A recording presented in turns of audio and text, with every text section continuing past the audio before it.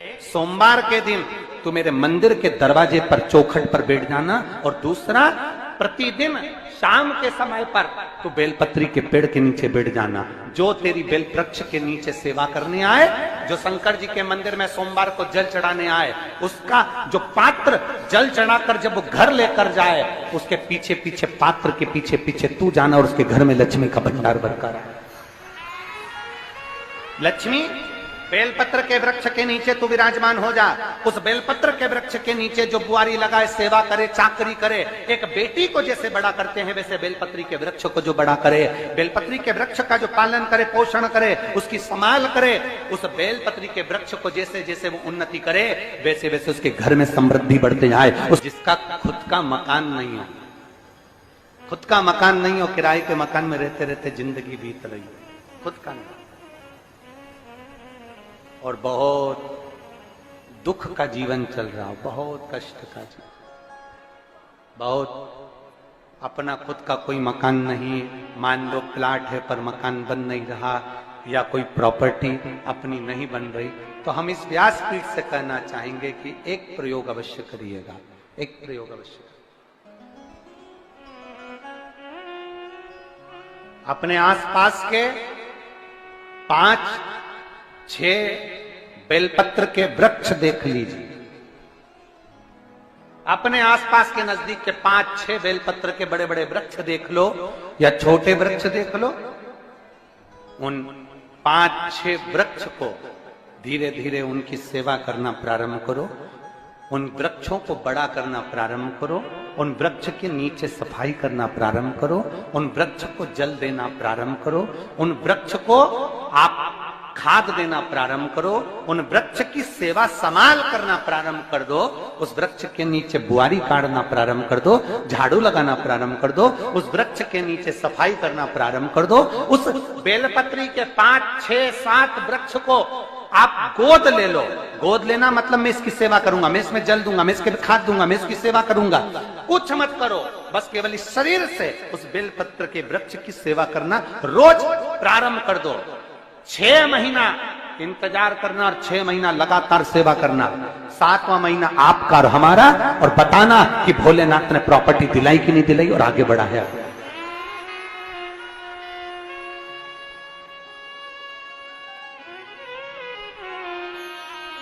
एक बेलपत्र का वृक्ष जिसके नीचे माता लक्ष्मी विराजमान होती है, एक बेलपत्र के वृक्ष के नीचे लक्ष्मी रहती है। दुनिया के लोग कहते हैं लक्ष्मी जी का दिन कौन सा है, बोलो जम के जल्दी से। शुक्रवार। दुनिया के लोग कहते हैं लक्ष्मी जी का दिन शुक्रवार है, पर माता लक्ष्मी से पूछा जाए कि तुम्हारी माता ख्याति देवी नारायण भगवान के साथ तुम्हारी शादी नहीं कर रही थी, शंकर को लक्ष्मी दे रही थी, तब तुमने भगवान शंकर से विनती करी, भोले बाबा मैं नारायण से प्रेम करती हूं, भगवान नारायण से मेरा विवाह हो। तो माता ख्याति देवी से शंकर भगवान ने विनय कर कर कहा कि लक्ष्मी जी का विवाह नारायण के साथ कर दिया जाए। भगवान नारायण के साथ जब लक्ष्मी जी का विवाह हो गया, तब लक्ष्मी जी हाथ जोड़कर बोलती हैं, बाबा मेरा विवाह नारायण के साथ हो गया, पर मैं आपके चरणों की सेवा करना चाहती हूँ, बाबा आप कृपा करिए कि मैं क्या करूं आपके लिए। शंकर भगवान कहते हैं, लक्ष्मी बस 2 चीजें कर दे, एक सोमवार के दिन तू मेरे मंदिर के दरवाजे पर चौखट पर बैठ जाना, और दूसरा प्रतिदिन शाम के समय पर तू बेलपत्री के पेड़ के नीचे बैठ जाना। जो तेरी बेल वृक्ष के नीचे सेवा करने आए, जो शंकर जी के मंदिर में सोमवार को जल चढ़ाने आए, उसका जो पात्र जल चढ़ाकर जब वो घर लेकर जाए, उसके पीछे पीछे पात्र के पीछे पीछे तू जाना और उसके घर में लक्ष्मी का भंडार भरकर आए। लक्ष्मी बेलपत्र के वृक्ष के नीचे तू विराजमान हो जा। उस बेलपत्र के वृक्ष के नीचे जो बुआरी लगाए, सेवा करे, चाकरी करे, एक बेटी को जैसे बड़ा करते हैं वैसे बेलपत्री के वृक्ष को जो बड़ा करे, बेलपत्री के वृक्ष का जो पालन करे, पोषण करे, उसकी संभाल करे, उस बेलपत्री के वृक्ष को जैसे जैसे वो उन्नति करे वैसे वैसे उसके घर में समृद्धि बढ़ते जाए, उसके घर में वैभव बढ़ते जाए। ये शंकर भगवान माता लक्ष्मी से करे, भगवान शिव माता लक्ष्मी से करे। तो भस्म, अगर शिव के मंदिर में भस्म मिल जाए, शंकर पर चढ़ी हुई भस्म अगर मिल जाए तो, और अगर भस्म ना मिले ना, तो शंकर के जो शंकर भगवान का जो शिवलिंग है, शिवलिंग के आसपास में जो जलाधारी है, यहाँ अगर भस्म ना मिले तो इस जलाधारी पर अपना हाथ स्पर्श कर कर अपने तन पर उसको लगाकर जरूर भस्म। एक शंकर पर चढ़ा हुआ जल, दूसरे नंबर पर है शंकर पर चढ़ी हुई भस्म। ये दो स्पर्श जरूर, स्पर्श। एक भस्म का एक बड़ा सुंदर चरित्र आता है। दूसरा, जिस भूमि पर बैठकर कथा सुनो उसकी रज को अपने मस्तक पर थोड़ा सा लगाकर अवश्य जाओ, वो जीवन का एक आनंद है। और शंकर के मंदिर में जाओ तो दो चीजें अवश्य लेकर आओ। पहला, शंकर जी पे चढ़ा हुआ, जम के बोलो, जल अवश्य लेकर आओ।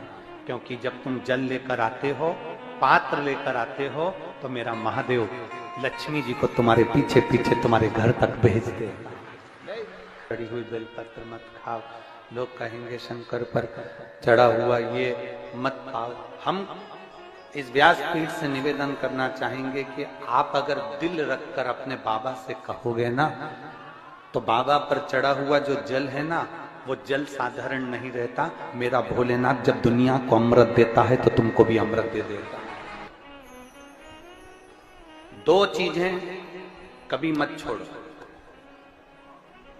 अगर मंदिर में गए हो तो दो चीजें कभी मत छोड़ो। कथा में गए हो तो दो चीजें कभी मत छोड़ो। एक, कथा श्रवण करना। दूसरा, जहां कथा बैठकर सुनते हैं वहां की रज को अपने मस्तक पर लगाना।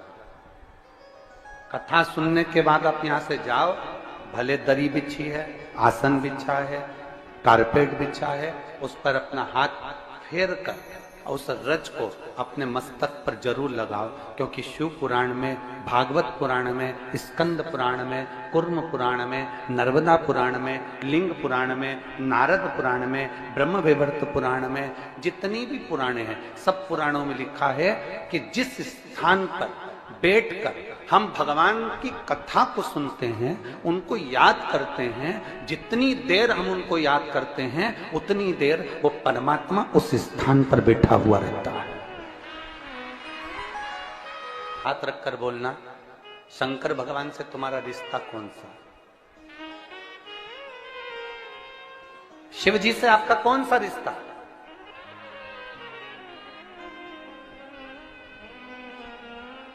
शंकर भगवान को आप क्या मानते हो? हमने आपको एक संबंध बताया था कि सीहोर कुबेरेश्वर धाम आपका मायका है, तो हम आपके भाई हैं, तो शंकर भगवान आपके पिता हैं, आपके बाप हैं, आपका बाबा है, आपका दादा है।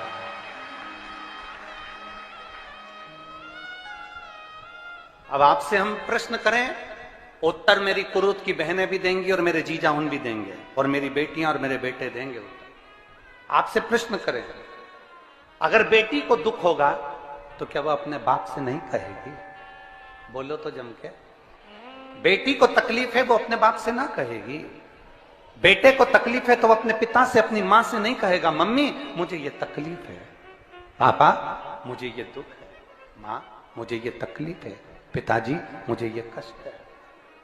क्या वो अपने माँ बाप से नहीं करेंगे? क्या वो अपने माँ बाप से विनय नहीं करेंगे? और माँ, पिता, फिर उसके करीब में, उसके नजदीक में जो भी होता है वो माँ बाप निकाल कर उसको दे देते हैं, माता पिता उसको दे देते हैं। माता लोग कहते हैं कि शंकर जी पे चढ़ा हुआ जल मत पियो, लोग कह देते हैं शंकर जी पे चढ़ी हुई बेलपत्र मत खाओ। कोई इस बहन से पूछे, सुनीता सोनी से, कि शंकर पर चढ़े हुए जल से उसकी गांठ जो डबल से उसके शरीर में आ गई थी वो समाप्त हो गई, तो जरा विश्वास करिएगा कि एक बेटी अपने माँ बाप से ही तो कहेगी, और बाप के पास में जो होगा वही तो अपनी बेटी को देगा दुख को मिटाने के लिए। तो मेरे शंकर भगवान के पास तो उसका चढ़ा हुआ जल है। दूसरा, जिस भूमि पर बैठकर कथा सुनो उसकी रज को अपने मस्तक पर थोड़ा सा लगाकर अवश्य जाओ, वो जीवन का एक आनंद है। और शंकर के मंदिर में जाओ तो दो चीजें अवश्य लेकर आओ। पहला, शंकर जी पे चढ़ा हुआ जम के बोलो, जल अवश्य लेकर आओ, क्योंकि जब तुम जल लेकर आते हो, पात्र लेकर आते हो, तो मेरा महादेव लक्ष्मी जी को तुम्हारे पीछे पीछे तुम्हारे घर तक भेज देगा। दो चीजें लेकर अवश्य आओ, और शिव पुराण में जाओ तो दो चीजें लेकर अवश्य जाओ। पहले नंबर पर शंकर की कथा और अपने अंदर विश्वास कि मेरे महादेव की मैंने कथा सुनी है, अब मैं भटकूंगी नहीं। सारी दुनिया में मैंने ठोकर खा ली, अब कहीं ठोकर नहीं खाऊंगी, अब तो दरवाजे पर महादेव के जाऊंगी, बाकी की कहीं। दूसरा, कथा में बैठी हूं बाबा के इस रज को, ये रज नहीं है, ये धूल नहीं है, ये मेरे बाबा के कैलाश 12 ज्योतिर्लिंग का चंदन है, इसको मस्तक चढ़ाऊंगे अपने हृदय से। लाते हो आप लोग? हाथ उठाओ जरा, रख लो, बहुत बढ़िया, प्रणाम आपको सभी को, नमन। 2 बूंद जल लेकर आओ, पगला नहीं पियो तो उस जल को अपने घर में छीन दो।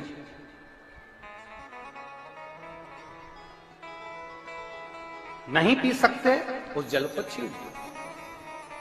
सारे घर के लोग नहीं पी रहे, उस जल को मटके में डाल दो, हंडे में डाल दो। 2 बूंद जल हंडे में डाला, सब पी गई। आपको अलग अलग किसी को देने की जरूरत नहीं पड़ती, किसी को नहीं। हंडे में डाल दो, मटके में डाल दो, सब उस पानी को पीना राग।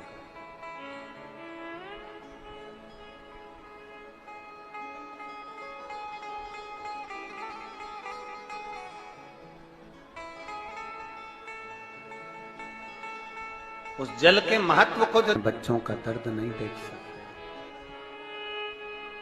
जब माता पिता अपने बच्चों का दर्द नहीं देख सकते, तो देव अधिदेव महादेव तुम्हारा दर्द कैसे देखेंगे?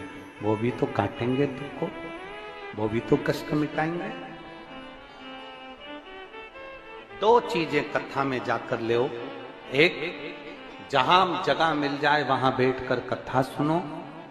धूप लगे, पंडालों की इतनी व्यवस्था नहीं हो पाती है, पंडाल लगाने वाले, टेंट लगाने वाले टेंट लगा लगा के थक जाते हैं, तो अपने साथ एक छाता लेकर चलो।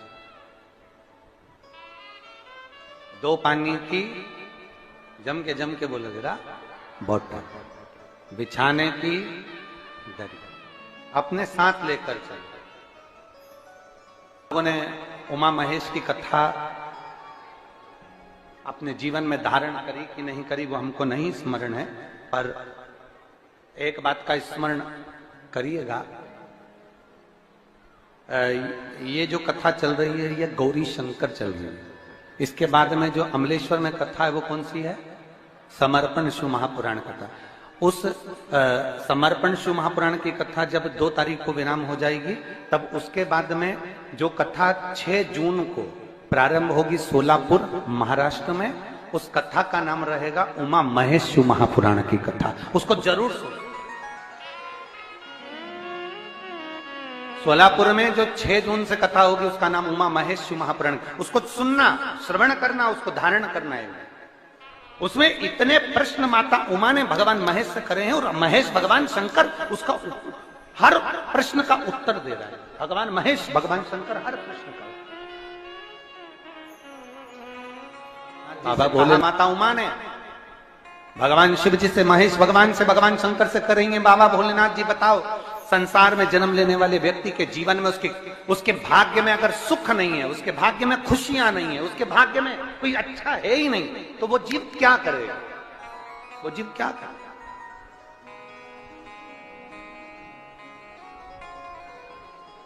भगवान शंकर कह रहे हैं, पार्वती,